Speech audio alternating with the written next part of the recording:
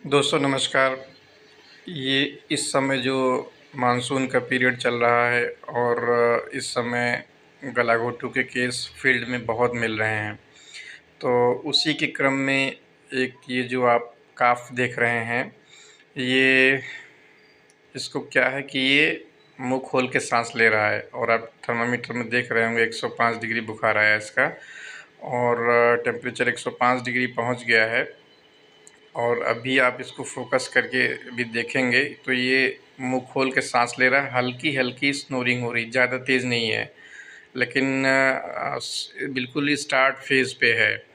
और जो typical HS के सिम्टम होते हैं वो शो हो रहे हैं यहाँ पे।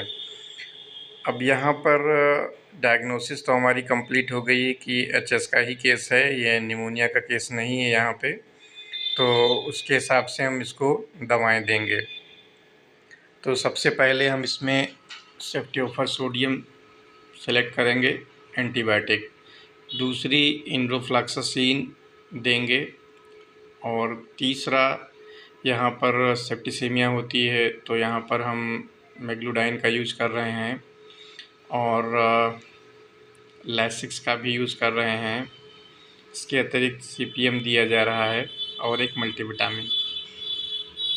इतना हमने इसको दिया है और ये एंटीबायोटिक इन रूट को छोड़ के हम पूरा ट्रीटमेंट ये है शाम को फिर रिपीट करेंगे।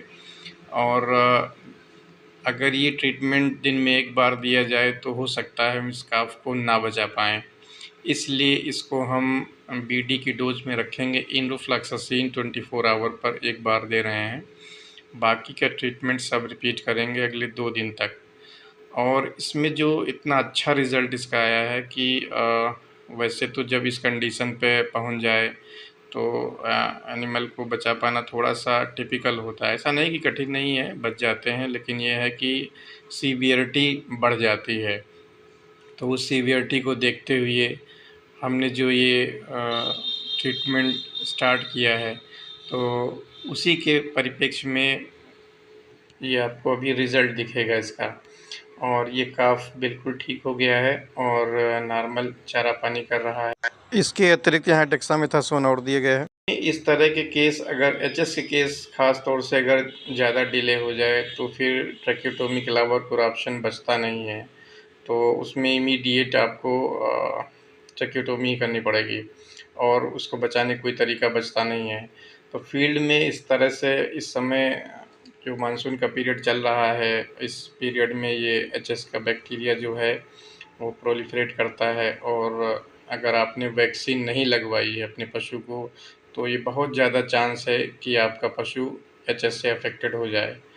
इस समय सभी पशु चिकित्सालयों पर एचएस की वैक्सीन अवेलेबल है और प्रॉपर टीकाकरण भी हो रहा है। तो सभी किसान भाइयों से हमारी यही अपील है कि आप अपने नज़दीकी पशु चिकित्सालय से संपर्क करके एचएस का टीका ज़रूर लगवा लें, क्योंकि एचएस एक ऐसी बीमारी है, इसमें इकोनॉमिक लॉस बहुत ज़्यादा होता है। अगर एक बार ये बीमारी हो जाए तो बहुत ज़्यादा पैसे भी आपके जाएंगे, क्योंकि ट्रीटमेंट एक दिन में रिकवरी नहीं लेता है।